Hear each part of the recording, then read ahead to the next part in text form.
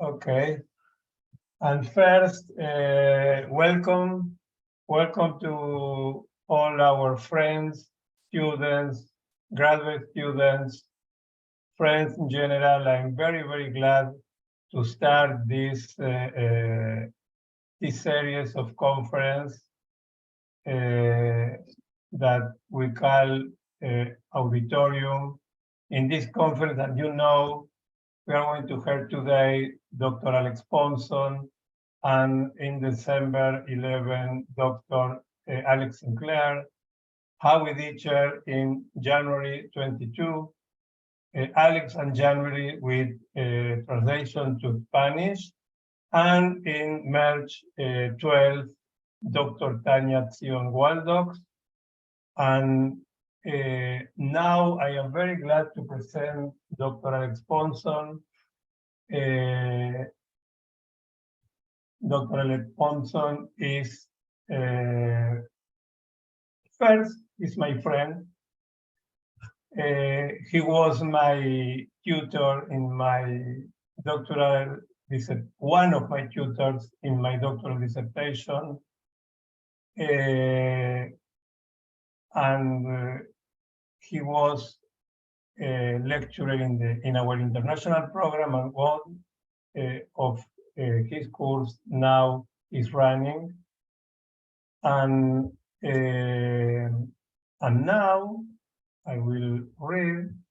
Is principal and managing director at Prosop Consulting. He has published numerous articles and books about Jewish day schools and how they are experienced by students, teachers, and parents. And I think that all dissertation or all conference of Alex Pomson is very important, and this is a very important issue for all the educators and for the issues that we in our program are thinking about and working on. I would have to apologize now because I can't be until the end of the conference, but Netanel, my very appreciated assistant, the coordinator of the program, it will be here if assistance needed. Okay, Alex, your time. Thank you, Marcelo. That's always a lovely introduction when someone describes you as their friend. And I don't know if that puts you under more pressure or less pressure to make sure that you don't let them down. We'll have to see. But certainly, really pleased to be here with you. As Marcelo said, I was teaching in the program for 6 years, quite a long time in the international program, and never say no to an opportunity to meet with former students and share some of what I have been working on. As Marcelo said, I spend a lot of my time researching what it is that happens in Jewish day schools. And what I thought we would explore together today is, what does it mean to offer a meaningful Jewish education in a Jewish day school setting? Everybody talks about... Alex, one word before you start. I want to ask you to open your cameras, okay? Because it's not a pleasure for the lecturer to speak with the black mirror of this, and okay, and this is very important to us to see you and to see your reaction. Okay. I was going to say the same thing. Okay. I was going to say the same thing. No obligation, but really, I'm sure those of you who are teachers yourselves know that how challenging it is when you're looking at a screen with no, they can't see any body language. I like talking to myself, but it's much better talking to other people. So yes, so people often ask, like, how can we make our Jewish schools, or how can we make the education in our Jewish schools more meaningful? And the truth is that word meaningful, I suspect, is not well understood. When I say I suspect, that's my British way of saying I know that it's not well understood. That people use that term meaningfulness in so many different ways. And I'm not sure we are all talking about the same thing when we use that term. So what we're going to try and explore together is the different ways in which we might use this term, right? What do we mean by meaning, right? So we're going to explore how we understand this term and what does it look like when we engage in a Jewish education, or we provide a Jewish education that is meaningful. So that's where we're going here.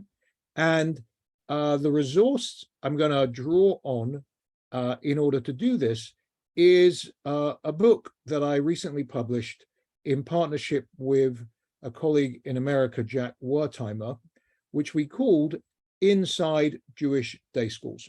So I'm going to spend a few minutes just introducing you to this book. And then what we're going to try and do is take a look inside the book. What I did, like the first time I was asked to kind of explore this topic, was I looked for where the word meaning came up in the book. The book wasn't intended to be a book about meaning in Jewish day schools. But when somebody asked me, like, well, what's in this book about meaningfulness, and what does the book have to say about what a meaningful Jewish education is, I did a word search and looked for the word meaning to see where it comes up, or at least look for words that have the same meaning as meaning, right? So I'm going to share with you some extracts from the book that deal with this issue, either where meaning is present or where meaning is absent, right? Where something is meaningless, basically. And we'll see what conclusions we draw about the nature of meaning, or to be precise, what is it that characterizes a meaningful Jewish education? So that's the goal here. Okay, so let me just share my screen for a second. And okay, no, that hasn't come up yet. 1 second. There we go. Okay, so this book, Inside Jewish Day Schools, right, is basically built around 9 chapters. And you've got a list of those 9 chapters. Each chapter is about a different Jewish day school. So hopefully you can see the list of schools here. And in the moment, I'll be very curious to know if anybody has any relationship with any of the schools in the list here. They are all in North America. 8 of them are in the United States. 1 of them is in Canada. And as you can see, some of them are what we call lower and middle schools. Some of them are high schools, and some of them are K to 12 schools. Okay, so each of these schools, 1 second, each of these schools, we wrote a chapter about each of these 9 schools. I think Julie, you're not muted, and I think we can hear a lot of background noise there or something. Okay, she's disappeared. Okay, so first of all, I don't know if you had enough time to see the names of the schools. Does anybody here have any connection to any of those 9 schools? Okay, that makes it a lot. Oh, you do? Marielle? Well, I know people that work in that school, and I know students from the school, and I know this. Okay, which school is that? Pressman Academy. In Los Angeles. Yeah. Okay. Are you in Los Angeles yourself? Yes. Okay, very good. Just a quick question. Everybody's from, are we talking about day schools in United States now? United States and Canada. Okay, all right. Good. Yeah. Shani, you were going to say something. I was just saying my nephew goes to Pressman as well. So you're also in LA, or maybe I'm in San Diego. Okay, but your nephew is in LA. Okay, very good. Okay, so you would be entitled to ask me, why did you choose those 9 schools? Okay, like if you're going to write a book about Jewish day schools in America, There are other schools in America that have a higher profile than some of those schools, right? There are probably other schools in America that are perhaps more interesting than these 9 schools. So just to give you a bit of background, what we did was we talked to people, a lot of people, about what Jewish day schools do they think are interesting and worth looking at. And we asked them to tell us about schools that are not the wealthiest schools in America either, right? Because if we were to write a book about the wealthiest Jewish day schools, the schools with the most funding and the biggest budgets and all of that stuff, people would reasonably say to us, well, look, those are special places. They have special advantages. What are you going to learn about Jewish day schools in general if you're only looking at a small sample of privileged schools? So we went out of our way to study regular Jewish schools, regular Jewish day schools. So in this mix, the smallest school in this mix, lovely little school in Nashville, Tennessee, at the time of the study, it had about 75 students between kindergarten and grade 6, not a big school. And it is the only Jewish school in Nashville. And the nearest Jewish day school is in Memphis, which is 6 hours away or something, right? So it's a particular kind of Jewish school. Over on the West Coast, you have a school called Brandeis Marin. It's a community Jewish day school with 200 or so students. And interestingly, in this school, about 10% of the students are not Jewish at all, right? And then another 70% of the students only have one Jewish parent. So it is a school that operating in a very particular kind of community. So Brandeis Marin, you could say, is right on the far religious left of the Jewish day school universe. And on the far religious right, I don't imagine anybody here has children or is teaching at this particular school, the Yeshiva Darchei Torah in Far Rockaway, New York. Anybody heard of that school, by the way? Okay. I didn't imagine, it's not really a Melton Center kind of school. Yeshiva Darchei Torah is a boys' yeshiva for children between the ages of 3 and 25. It goes up to the age of 25. Okay. It has what's called a yeshiva gavoa there. And there are over 2,500 boys in this school. Okay. It's an ultra-Orthodox day school. So you've got Akiva with its 70 students or so in Nashville, and you have Yeshiva Darchei Torah with its 2,500 boys over in Far Rockaway. And then in between, you have any number of other Jewish day schools. A couple of you have mentioned the Pressman Academy in LA, which is a conservative Jewish day school. Have a couple of modern Orthodox day schools, one in Chicago, one in Miami.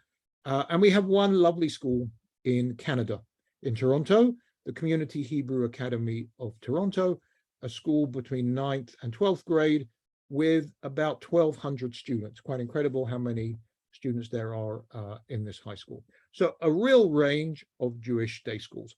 So before we get into the topic of meaning, I should give you a second to see if you have any questions about the sample of schools or anything else to do with the study before we dive into the content of what we're going to have a conversation about, I hope. Well, I can only say that Pressman is an upper scale school. It's not middle range. Pressman What Academy do you mean by upper scale?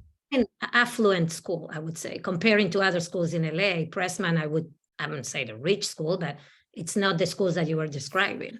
Okay, well, it's interesting you should say that, because when you walk into that school, it's not a fancy school, right? It's really not a fancy school. And down the street, there is a much fancier Jewish day school, conservative Jewish day school, right? And so it kind of sells itself on being a little grungy and hippie and appealing to academics. So people still have to pay a decent sum of money to go to that school. So, the average fee in a Jewish day school is more than $10,000, right? So compared to a regular public school, it is, you could say it's privileged, but compared to most other Jewish day schools, it's not in great shape necessarily. Craig. What strikes me when talking about a topic of searching for meaning inside a Jewish day school with such different schools, what one calls meaning in one school is going to be very different in another school. Mhm. And so what interests me was with such a wide variety of schools, is there such a thing as common meaning? Okay. Do people agree with that? You don't have to agree with Craig. Do people agree that given the variety of schools here, what meaning means is going to be quite different in those schools? Stephanie, yeah. Do you want to? Yeah, I think that it would be quite different because, you know, the focus of the schools is so different. Yeah. And like you said, you have one school that you say is on the far left of Mhm. day schools, and then you have the school that is ultra orthodox. So they're going to have certainly a different focus, and what is meaningful to the ultra orthodox may not be meaningful to the more left wing and open. I don't want to call it left wing. I want to call it more like open and Progressive. accepting Progressive. community. Yeah. Yeah. Fair enough. But Anybody you else know, on this issue? actually, I think that the meaning will be very similar, whether one is in one side or the other. It's to preserve Jewish education, to prolong Jewish education. Whatever you do it, the way you do it might be different, but I think the meaning, the core is the same for all of the schools, to Judaism to prevail. Mhm. Okay, I'm glad we don't agree. We don't all agree here, right? Because that creates a bit of tension. Because now we'll try and see to what extent the two schools of opinion are correct or not. Okay, so let's take a look. So what, as I said, descriptions of very different schools, and essentially what we did, or what I did ahead of this session, was go through and extract quotations from the various chapters that relate to this topic of meaning. Okay, now I'm going to ask you to do something. You can see this when your screen is off, admittedly, but if you turn your screen on, then we can see you doing this as well. So I encourage you again to turn your screen on if you can. I'm going to share my screen with you, and hopefully you're going to be able to see 12 different quotations, okay, that come from the book.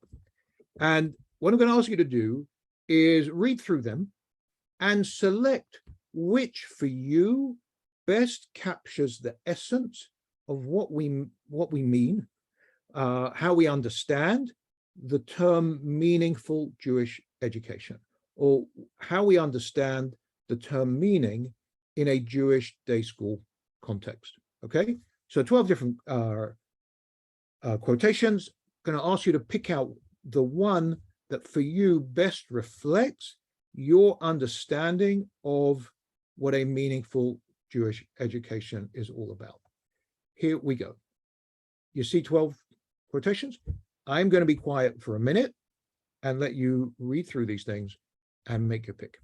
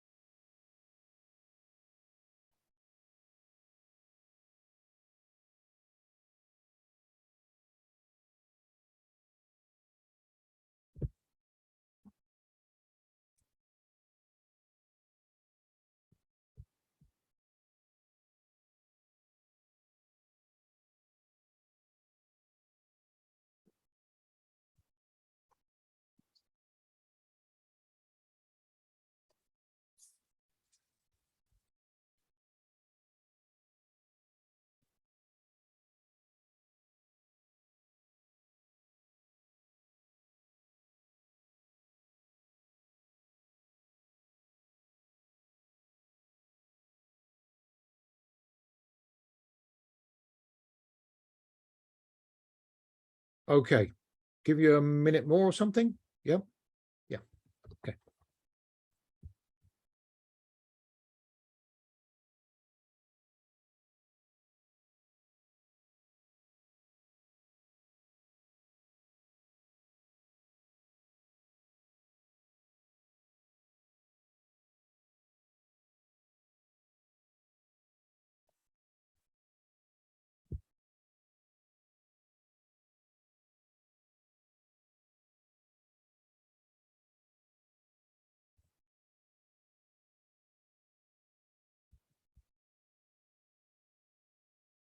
Okay. I'm hoping you've had enough time there. Okay, you'll see that I cheated a little, that the word meaning is not in absolutely every single quotation, but it is in almost all of them. And the second thing you may have noticed is that some of these things are inside quotation marks, right? So they are direct quotations from things that people said to us, whether they were teachers, parents, or kids, right? And then other things here are our own descriptions.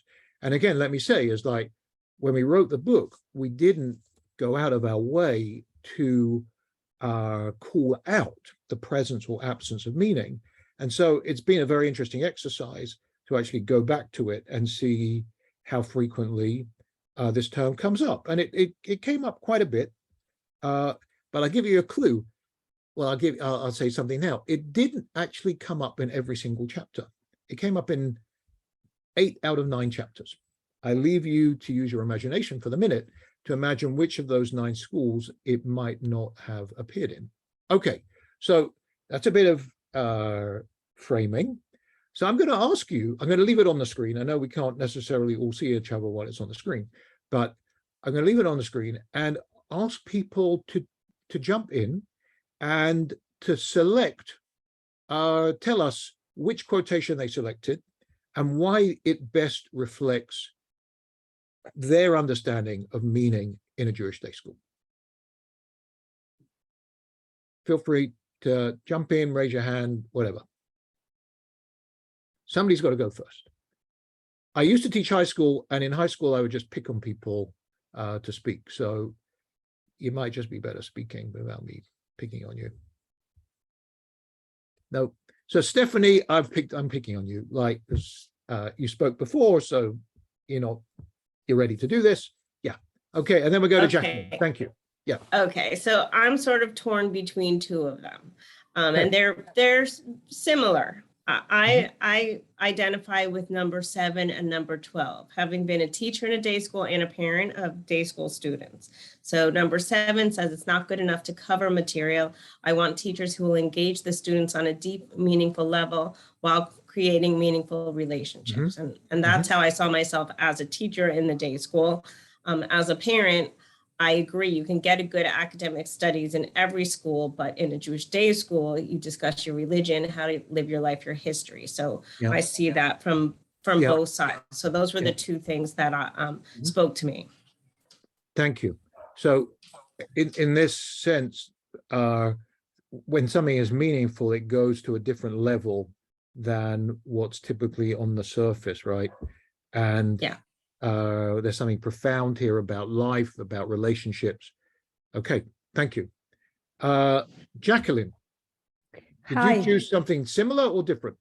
Yeah, similar. I choose 7 and 9. Oh, okay. 7, because I agree that it's not all about the content, and we have to get deep into it. And I choose the 9, but I will change a word. I work in a Mexican Jewish secular school. So I think that Judaism has a wide legacy to show the students. And we have to encourage students to make their own meaning, and they have to choose why they want to still be Jews in the future. So maybe we have the text, I know, but we have another big range of things that can be meaningful for students. That's why I picked the number 9. Okay, thank you. Right, I'm going to highlight how in number 9 it it's also talking about how the students have to make their own meaning of the text, right? So the teacher brings something into the classroom, but really the idea here seems to be that it's only when the student does something with that text, right, somehow integrates it into who they are, that they give it their own meaning. Yeah. Tamara. Yeah. Well, that's why I don't know what's with number 7, but I also chose number 7 and number 5. Okay, tell us about number 5. That it's Yeah. only meaningful unless the students are doing it or Right. understand it, at least make it part of their lives or integrate it in some way. Uh-huh. Okay. Nice. So number 7 is obviously a very popular one. Okay. Yes, obviously. Okay, but they got to do something with it, right? And when doing something with it, they own it, and when they kind of own it. Exactly. When it's meaningful to their lives, when they integrate it Right. into some Right. part of their life. Okay. Shani, it looked like you wanted to say something. Well, I'm also debating between 5 and 12. As a parent, I totally Uh-huh. agree with 12. Uh-huh. But also as someone who teaches music, I'm the music director at the San Diego Jewish Academy. And it's not meaningful unless students are actually doing it. So we're teaching a lot of midot throughout Mhm. the year. Yep. And, you know, every time that we have, for example, Kabbalat Shabbat, it's not Mhm. us who's doing that. It's actually the students who are leading it. So if Mhm. they're not doing it and if they don't understand the meaning, then it Yeah. doesn't, you know, so totally agree with number Okay. 5. It's not meaningful Excellent. unless they do it. Excellent. Excellent. Okay. Let me ask you, well, did anybody want to comment on any of the ones we haven't mentioned so far? Did anybody pick out one of those that hasn't been mentioned so far? Marissa, you're adjusting your glasses. Maybe that means you want to say something. Marissa? No. Okay. I actually also brought number 1. Okay, go on. This as a teacher, I don't know. I was picking 5, I was between 5, 7, 12. But I think if Okay. you thought about it, and number 1, I think. Okay. Okay. So again, well, number 1 is a little bit different, right? It's not really talking Right. specifically about students, right? It's just talking about the kind of atmosphere in the school, which is different. Okay, I'm going to move this. Going to just press a button here on my screen, and hopefully, yeah. Okay. Hopefully, what you're seeing now, hopefully it shows up on your screen, is that 3 of these are now in a different color from the others. 3, 6, and 10. Okay. I could ask, did anybody pick either 3, 6, or 10 from their list, from their as their selection? Okay. The faces I can see do not seem to suggest that you did. Okay.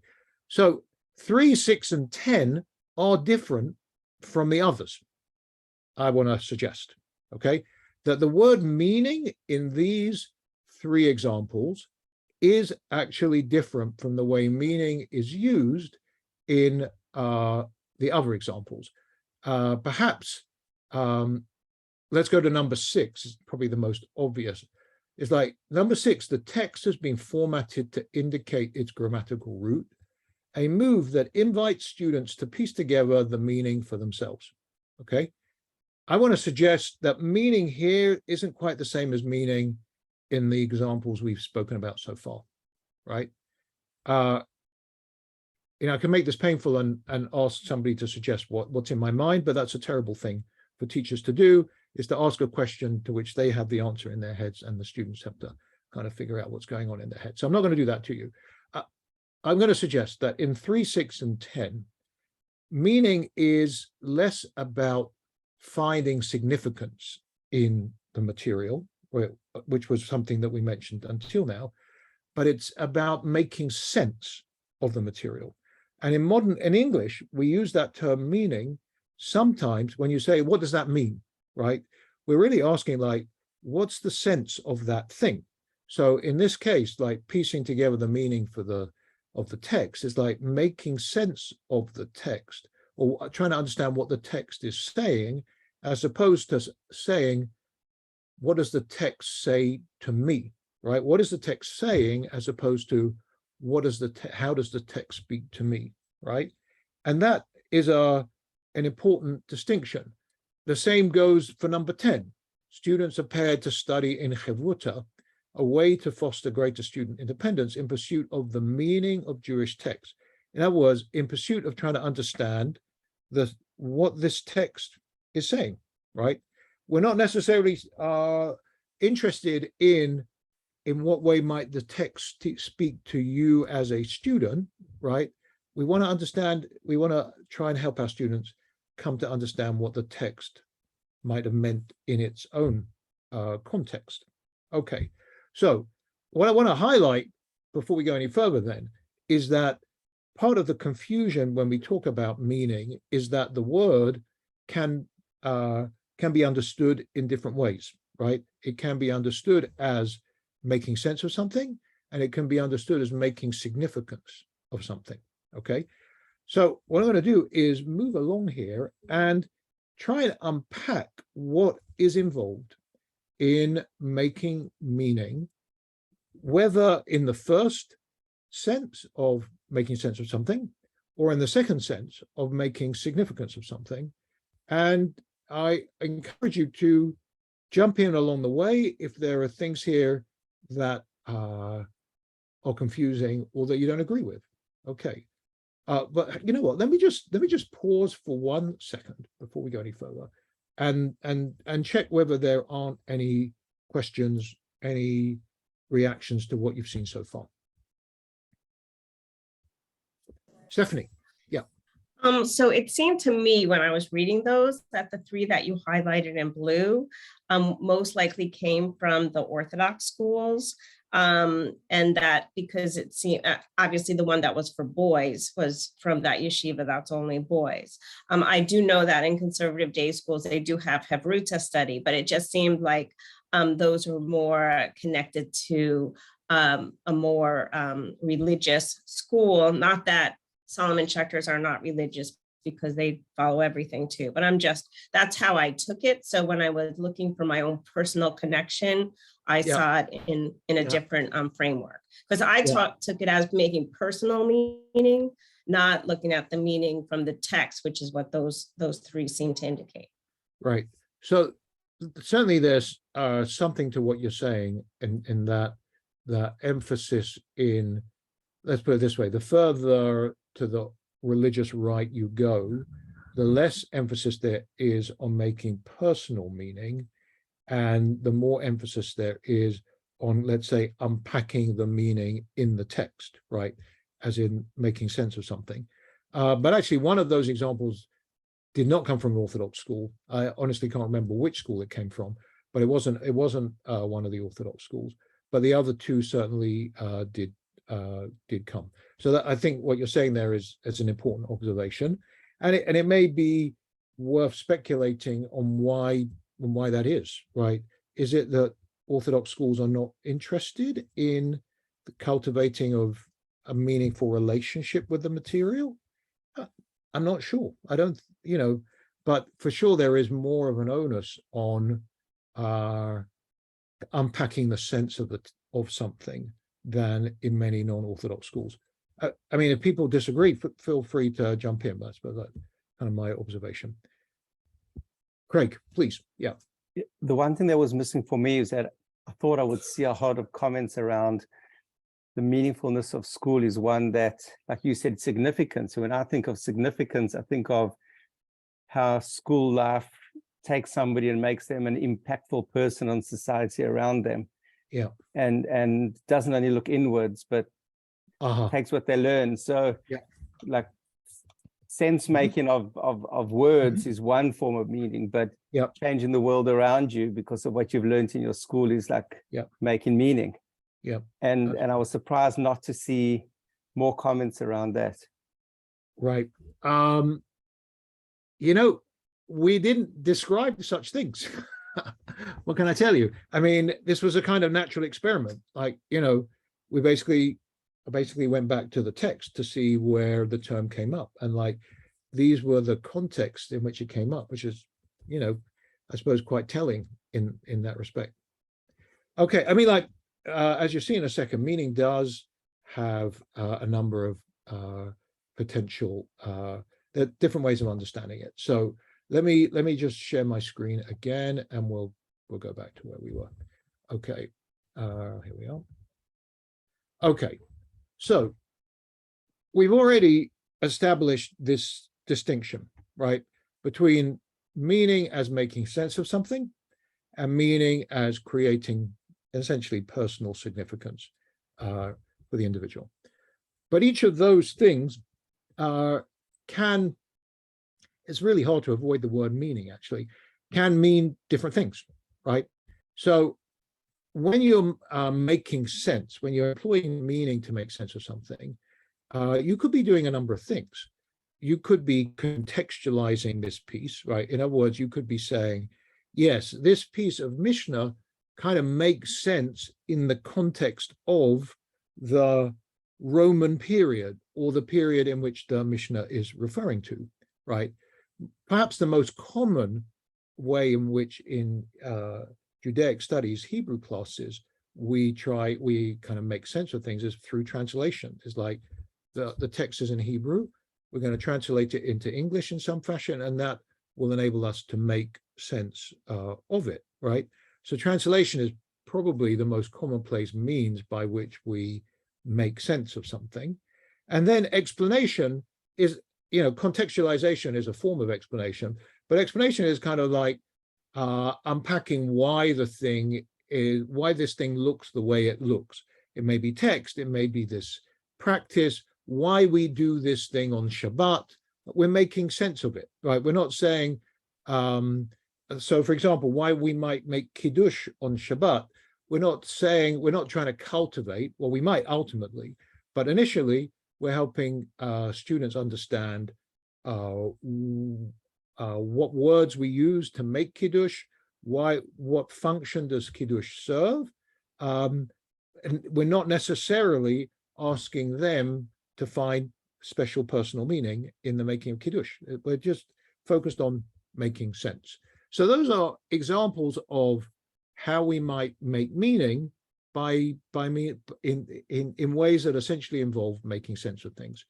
But hopefully you would have seen that that doesn't really cover most of the other examples of meaning making that we looked at. So what other ways, well, let me just pause for a second. Anybody want to seek clarification about the making sense side of the screen before we go on? Okay, when it's quiet, I assume people understand. Okay, so there are different kinds of creating significance, right? Extrinsic significance and intrinsic significance, okay? Right, what do you think is the difference between those two things?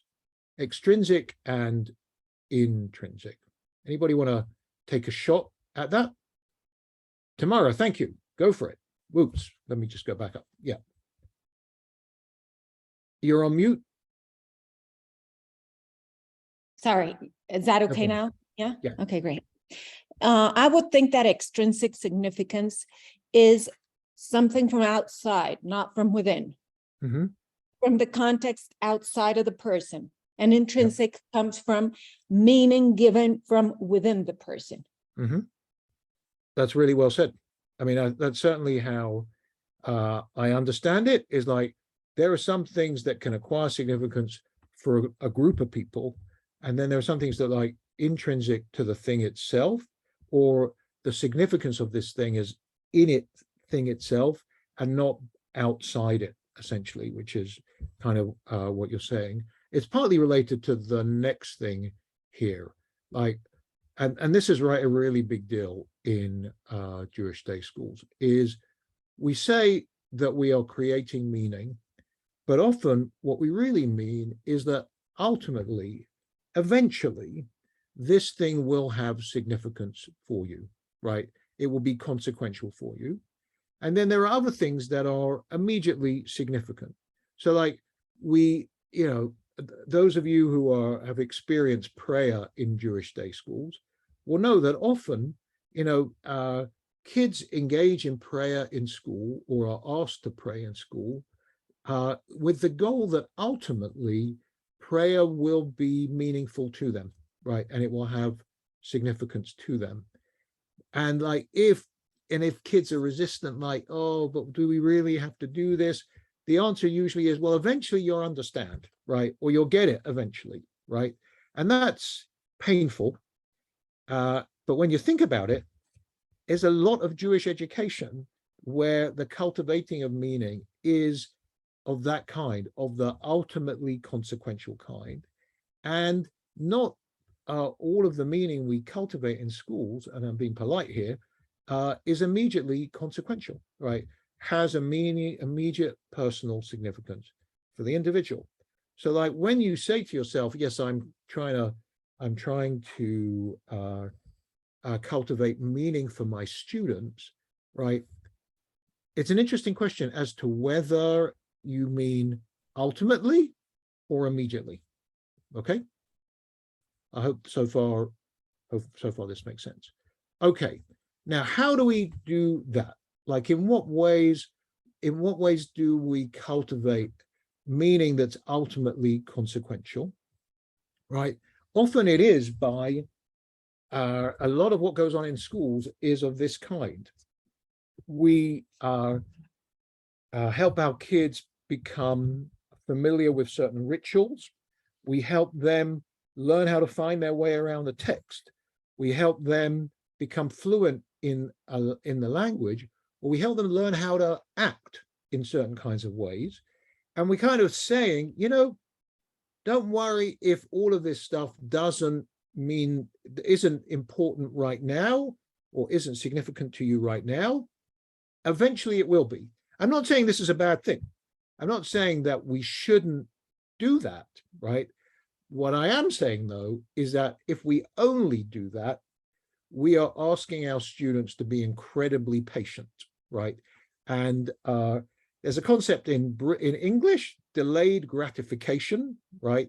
It's not so much an American concept, but like the best way to understand it, I often try and explain this to people, is the difference between America and England. I come from England, as you can tell from my accent, is that in England, one of the most beloved sports is cricket. Cricket is at its highest level, is a game that's played over 5 days, the same game, and it can end in a draw, a tie, right? That's what you call delayed gratification. And that's what a lot of Jewish day school education is like, right? In America, that would never fly, right? You know, you play baseball, there's got to be a winner. So you go extra innings so there can be a winner, right? There's got to be immediate consequences here, right? So if that's for most Americans, it's certainly for American students. And delaying the consequences or the significance repeatedly we're going to lose our students very quickly. So what we need to look for are opportunities to cultivate intrinsic and immediate significance for our students, right? And hopefully this now connects to some of the things that you said earlier on, right?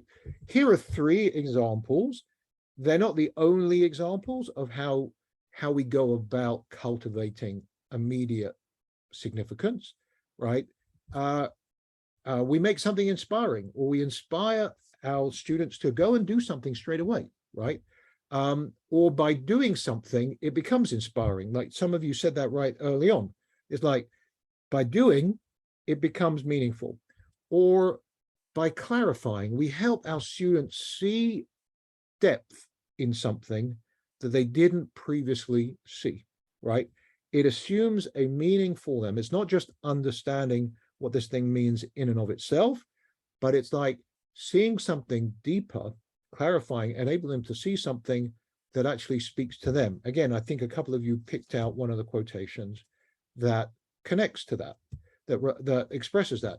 And then lastly, the last example here is connecting. It's like something becomes immediately meaningful when our students form a relationship to it. They connect to it, they feel part of it, they feel that this expresses who they are, right? Those are all instances, those are all examples of teaching that is immediately consequential. Okay. All right, I will pause for a second. I'm going to leave it on the screen so that you can still see it. And I don't know how many of you are teachers, were teachers, but if you think about the relative balance between these things, am I being overly critical and pessimistic about Jewish day schools to argue that a lot of the meaning making is focused on extrinsic or ultimately consequential significance, or not? Like, am I being unduly harsh about what I'm claiming here? Let me put it like that. Anybody want to offer a judgment?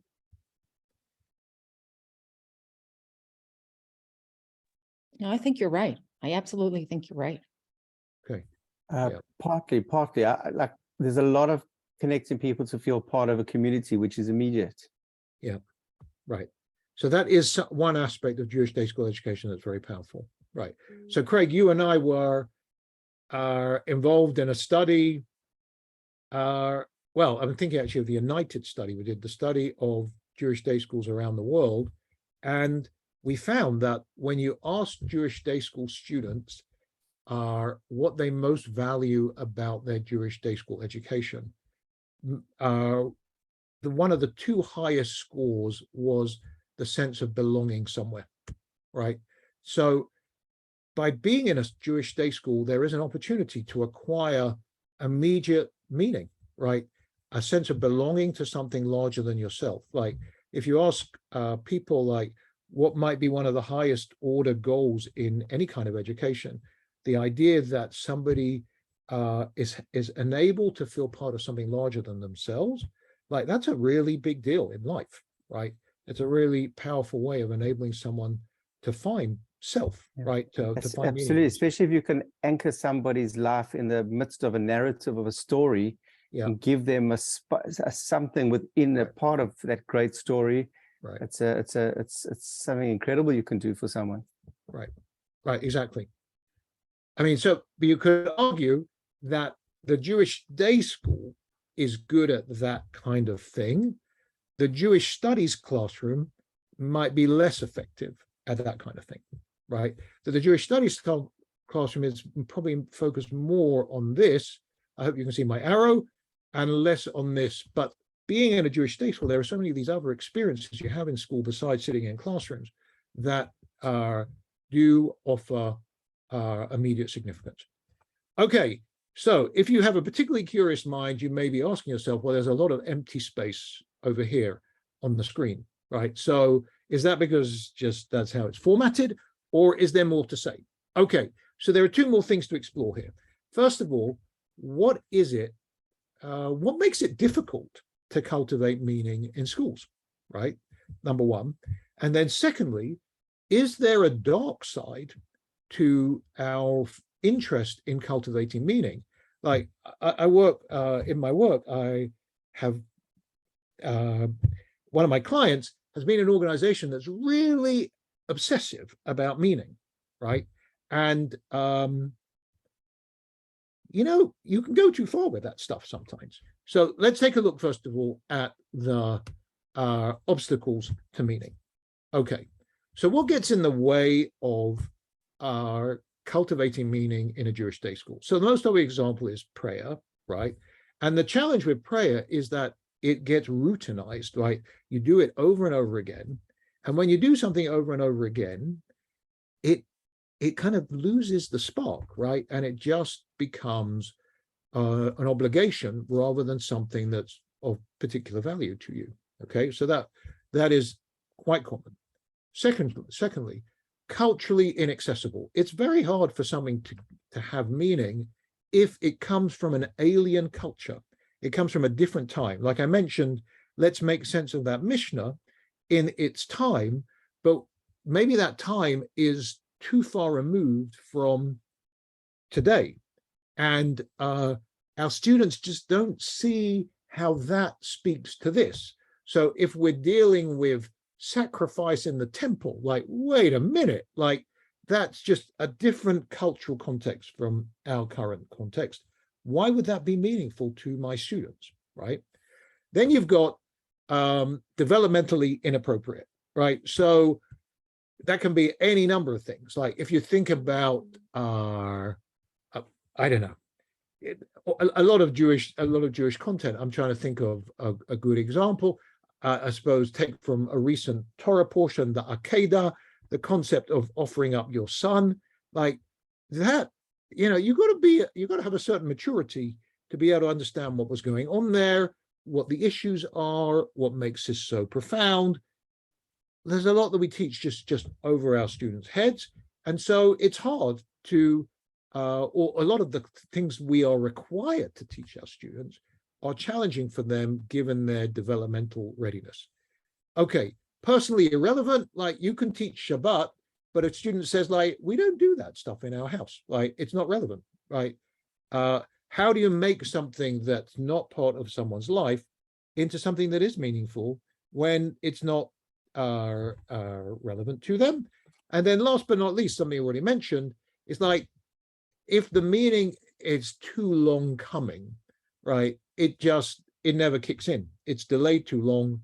You never find the meaning because you're always promised that it's going to be in 5 days' time, 5 years' time, etc.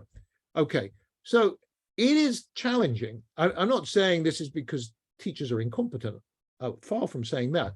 I'm saying that so much of what is the content of Jewish education, whether in terms of text or in terms of practices, is difficult to find meaning in because of these reasons. Okay.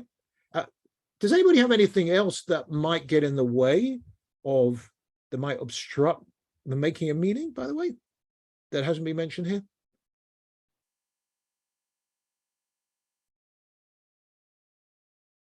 Yes. Okay. I would Oh, like Jacqueline, to add something. Yeah. Yes. Like there are like external factors, like the way their parents think about Judaism in their houses, or maybe if they belong to a Tnuah or to congregation. Yeah. A lot of external factors. Yeah. That's great. Well, I'm not sure it is great, but you know what I mean. That's a good answer. Like that's part of what contributes to something being personally irrelevant, right? If that in the world that the child is being raised in, this is something that doesn't have that isn't relevant, right? And if it's not relevant, then it's very hard to find meaning in that thing. Yeah. Thank you. That's a great example. Does anybody else want to add? Are there any other obstacles here? Okay, so we're still left with one question, right? Or no, well, there are a few questions still, but if we do aspire to create meaning in schools, right? Hopefully, we've seen evidence of what that might look like on the previous screen, and we've also seen we can also see right now what some of those things are that get in the way of cultivating meaning.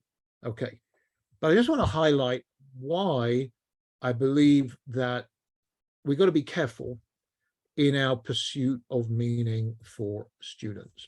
Okay, and here are 3 things. Okay, so what are the downsides essentially? So here's the thing.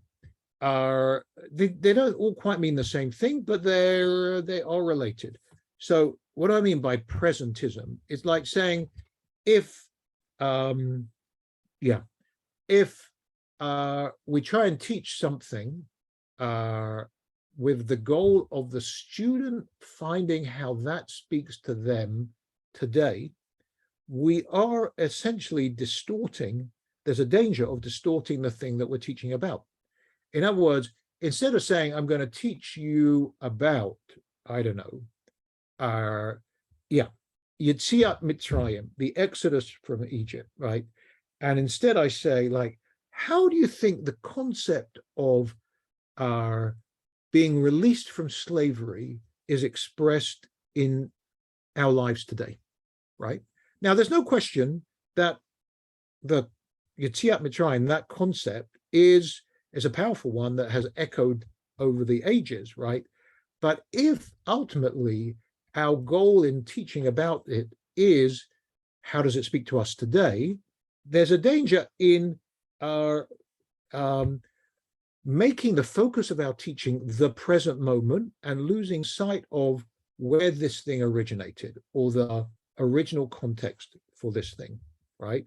And a danger here is effectively self-absorption, is that we are conveying a message to our students that things only are important if they speak to you. And if they don't speak to you, they're not important, right? I mean, you know, we're basically encouraging our students to be self-absorbed. I can give you a most horrific example that I observed in the course of gathering data for this book. So my colleague Jacques and I, basically each of us visited these 9 schools for either a week at a time or 3 days at a time, depending on who was going to be the lead writer for the chapter. And I was sitting in a classroom that was a social studies history classroom where they were talking about concepts in the Shoah, in the Holocaust. And they were talking about Kristallnacht, the Nuremberg laws. I can't even remember what all of the concepts were, right? But the task the teacher gave the kids was, give me an example of how the concept of Kristallnacht is present in your life, right?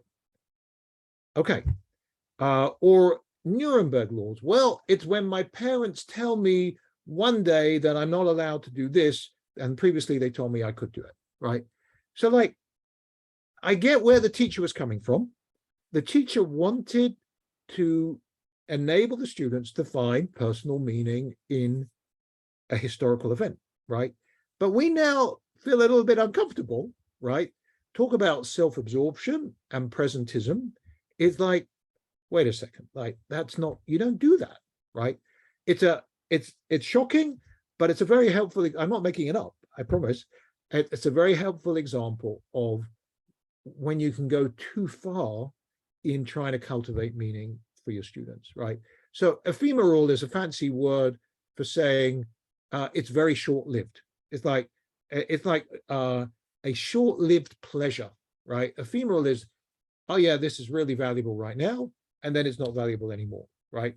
So again, like the search for, you know, helping people make meaning may be like, oh yeah, this is meaningful for me today, but tomorrow it might not be so meaningful for me, or in a year's time, it might not be so meaningful.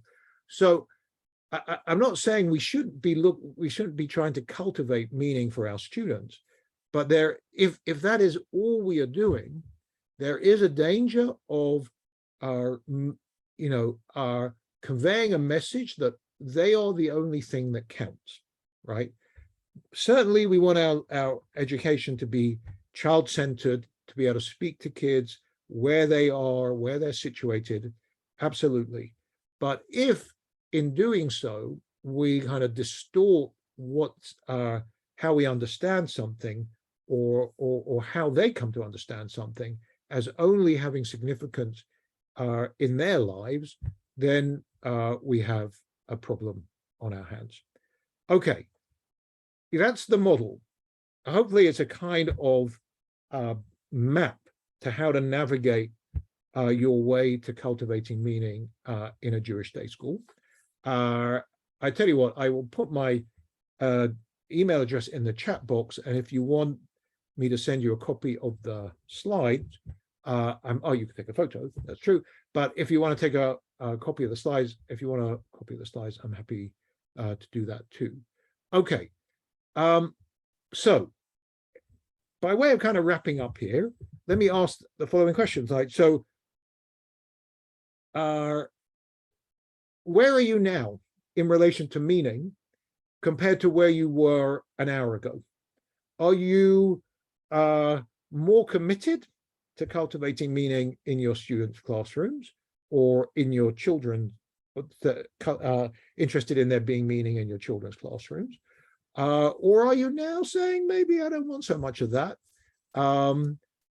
Where does this leave you? Yeah.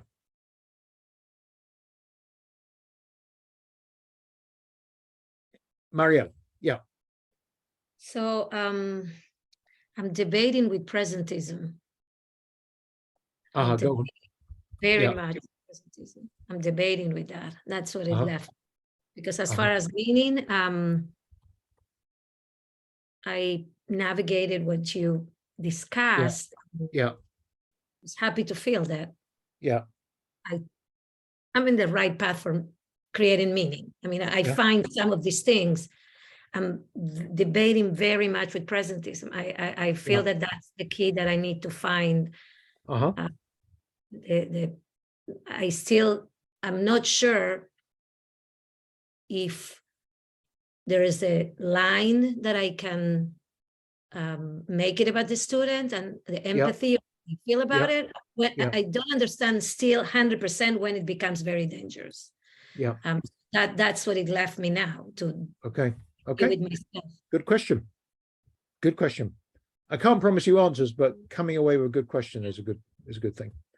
Tamara, yeah. I still think that giving meaning is absolutely essential, Yep. without being absurd and without comparing uncomparable things. Yeah. I mean, you can't ask a student nowadays to compare to Kristallnacht taking this to the extreme or to any other experience. That's ridiculous. It's incomparable. Yeah. Right. So but I still do think that Yeah. it's meaningful if you take it to their reality, their lives, or their context, even if they don't feel it. For instance, you could compare it to another war. You could take it to the Syria example, but not to their reality. Not everything has to be around themselves, but yes, to a context that they do understand. Very good. Very good. That's great. That's very helpful. Anybody else? Yeah, Stephanie, please. I think what I found in the students is that they are very self-absorbed. And so they see everything about themselves. So if we're trying to give them greater meaning, then sometimes we have to teach around it before we can get into it. We have to teach them how to have empathy. We have to teach them how to relate to things that are not just about themselves. Nice. And I think that's the biggest challenge. You know, we did a lot with mindfulness and I taught Musar, you know, some concepts of Musar to the kids, trying to get them outside of their little bubbles that are all about themselves.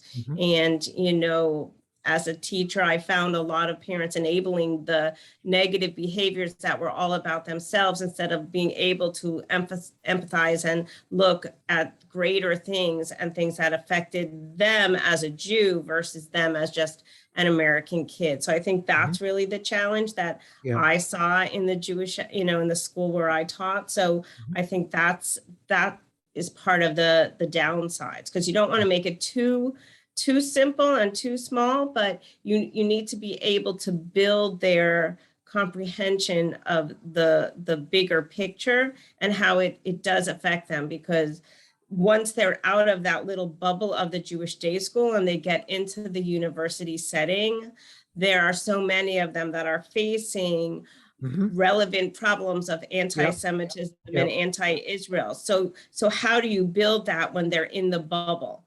It's a little bit challenging, unless it's happening in their own community, which unfortunately is happening now in our own communities in the US. But, you know, 2 years ago, pre-COVID, you know, it was different.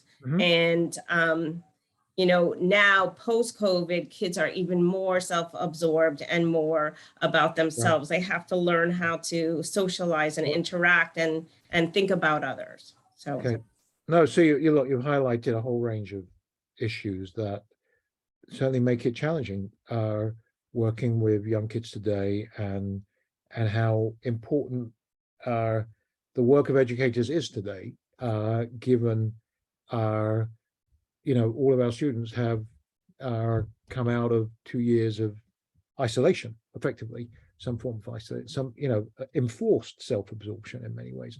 So thank you. Like, this isn't easy, but at the same time, I think what we've also highlighted and what others have highlighted is why, even with the challenges and even with the dangers, let's say, this is worthwhile, right? Because ultimately, if we want what it is that we're teaching our students to have, to speak to them and to have significance for them in their lives and for them to take ownership of those things, then it's important that they do find personal meaning. Because it's difficult to imagine a scenario where, without cultivating those relationships, they'll regard these things as important, right? So certainly this is a critical piece in enabling Jewish education to speak to young people. Okay, I checked with Marcelo ahead of time, like how long we're supposed to go here. He told me, like, as long as we go over an hour, this is kosher. So I don't know, like, if you have any questions for me before we wrap this up, you should let me know. Okay, look, I'll say thank you. I no longer teach the course that I teach at Melton, so I don't necessarily have so many opportunities to engage with the students. So I think pretty much all of you are alumni of the program are no longer there. So thank you for your interest in participating, and I wish you well in whatever you do.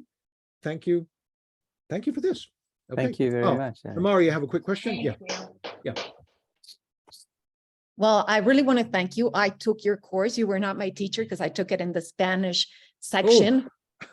And it was brilliant. It was brilliant. I loved it. I did my final work, and I really want to thank you. Having the opportunity to thank you personally for that great course. That's great. You took it in Spanish, but your English is fantastic. So that's really I impressive. could have taken it in English, but I took it with Dr. Goldstein, and it was great. Thank you very much.